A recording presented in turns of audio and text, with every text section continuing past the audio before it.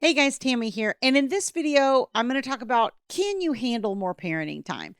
I think most of us, we always want more and more parenting time, right? As much as we can get. If I can, a lot of the dads I talk to want at least 50-50. Some moms and dads I talk to are like, I want full custody. I want the other person to have just visitation. The vast majority of people want more parenting time. That's typically the goal. But sometimes that's not necessarily the best thing. And I'm going to tell you what I mean by that.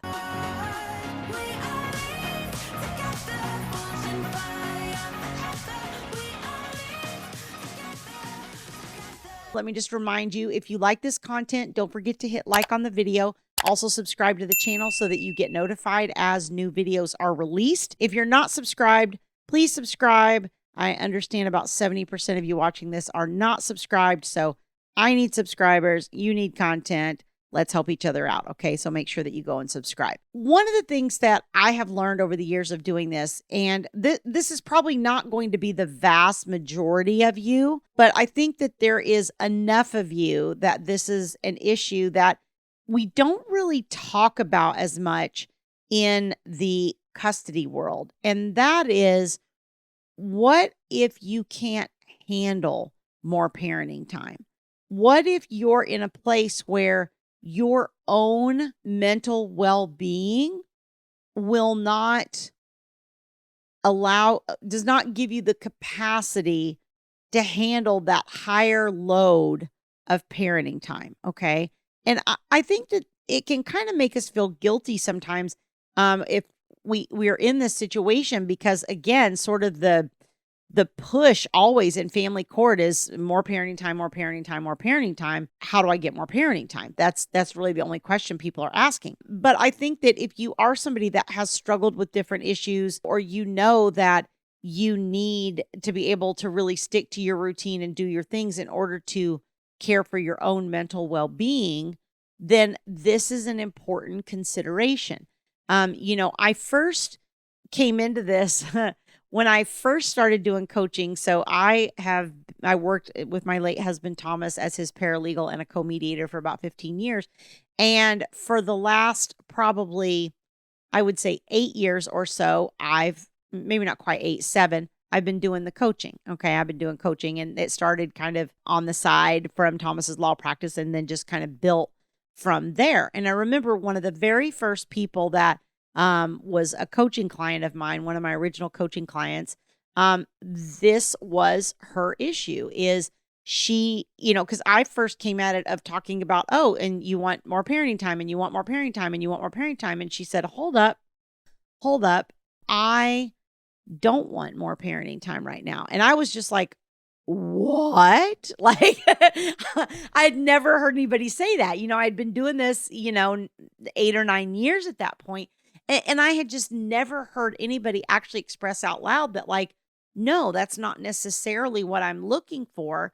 But I also know that that's kind of taboo to say in the court, because they always expect parents to want more and more and more and more and more and more and more. And most parents do.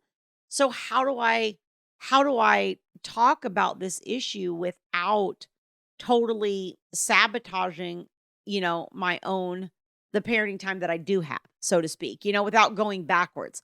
How do I talk about this without actually taking myself backwards to where the court thinks I'm unstable and shouldn't have any parenting time, at all, or should have very minimal parenting time? As I have worked with this person, and I've had other people since then who have been in similar situations. And as I've worked with people that are struggling with this issue, I think one of the things that I have come to realize is just how important that self-care aspect of it is for us to be good parents. And, our parenting kind of becomes more compartmentalized when we're co-parents, as opposed to when we're full-time parents. When you're a full-time parent, you essentially have your kids there, and you're trying to accomplish all the other things while they're there in the house, right? So you have to go get the groceries while they're there with you, and they go with you, or you do laundry. And so you have to say to them, hey, I can't sit here and play this with you right now. I got to go fold a load of laundry. I'll be back in 5 minutes, right? Or I got to cook dinner now. So I'm going to go do that. You sit and watch this movie and, I'll come back in between as I'm cooking dinner, whatever it is. We're incorporating all that, right? It just lives all together in the same big ball, so to speak. And once you have parenting time where the children are going back and forth between two houses, regardless of what the schedule is or how much parenting time you have versus the other parent, that part of your life becomes really compartmentalized. And I was talking to a client about this a few days ago, and we're talking about how like people that don't have this situation don't really understand. My late husband's children, my stepsons, who are actually about 20 years old now, they were 1 and 2 when we first got together. When my children were 1 and 2, I was with their dad, and we were raising them, in the house together. My children were 11 and 15 when we split. So all through their childhood, we were all in the house together full time all the time, right? So then I have this experience where my late husband's children, who are 1 and 2, are only with us half the time. And that was kind of cool for me and him because, we got half the time where we were kind of alone and just a couple and could do couple things or whatever, or be with my kids or whatnot. And then when his kids were here, it was kind of like, family stuff. We were all doing family things together. And so you kind of get some of the best of both worlds. Although he did miss the children terribly when they were gone. But what would happen is when they were gone, that's when we would do all the stuff, right? That's when we worked more. That's when we did all the laundry, changed the bedclothes, did all the, cleaned the bathrooms, got the groceries in. We did all of that stuff while they were gone with their mother so that when they were here, we were able to really focus on them and spend all of our time, or as much time as we could, parenting. Okay. And so on those off weeks when we weren't parenting, that's also when our self-care happened, right? That's when we went and got haircuts, or we went to the doctor, or we got a massage, or, we took a day off, whatever the thing is, that we're doing to kind of nurture our own self-care. Sleeping late, that's one of my favorite forms of self-care. So figuring out what that is for you, but it just kind of becomes more compartmentalized. I don't necessarily think that in a 50-50 schedule, a lot of times that kids necessarily get less quality parenting time with their parents. It just happens in those sort of segments like that. And I find that then what happens is when the kids are with one parent, they get that parent's full attention. And when the kids are with the other parent, they get that parent's full attention, or as much attention as that parent is capable of giving, right? Because not all people are hands-on with their kids the way, that maybe you are, or I am, or whatever. So it can look a little different. But my point is that the time is very compartmentalized in a way. When you have a situation where maybe if you're in a 50-50, but that's not really giving you the time that you need to be able to meditate or pray or, get exercise or whatever your form of mental health and self-care is, and then your kids come and you're not able to remain stable mentally for them, then that becomes a problem. And I think that we don't talk about this enough. I think people are afraid sometimes of like, oh, if I have a mental health struggle, if I have anxiety or depression, or I'm bipolar, or whatever the thing is that you have, I think a lot of times people think, oh, well, as soon as the court finds out that I struggle with that issue, I'm not going to be allowed to have any parenting time. So if I say I need every other weekend and a weekday overnight because that allows me to maintain my own stability, then I'm afraid the court's going to say, oh, well, you don't want your kids all the time. Well, then no parenting time for you. No, they're not going to do that in my experience. That's not the thing. Okay. They want both parents to be as involved as possible with the children, but they also recognize that we're human beings and they don't expect us to be perfect. Okay.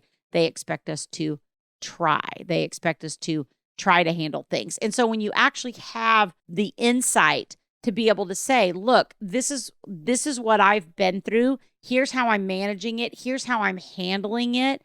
And therefore, this is the parenting plan that I think would work best because it allows me to remain stable, which is good for the children because then I can be a fully involved parent during the time that I have them. So it's kind of that quality versus quantity argument when you're talking about this type of issue. I really just wanted to talk about this because, again, I don't think that this is as common of a stance, but I think that many of us feel overwhelmed as parents, and especially once we become single parents, that is very overwhelming. If you've got littles and you can't even leave and go to the store and pick up a gallon of milk, that life can get a little bit stressful in that situation. And I think that, we don't talk about that enough. We don't give people enough support and resources and be able to say like, hey, it's okay. If you need a bit of a break or you can't handle things or whatever, it's okay for you to ask for that help or ask the other parent to take more time or do whatever you need to do to be able to meet your own self-care needs. It goes back to putting your mask on first, right? Like we're talking about on a plane, like oxygen mask, you put your own mask on first. If you don't put your own mask on first, you're going to pass out before you get the opportunity to put your children's mask on, right? So you always do your mask first. And that's kind of the concept behind, can you really handle more parenting time? That's something that you need to assess and be realistic about and not push yourself prematurely into a situation that just implodes and puts you back at square one, because that's worse.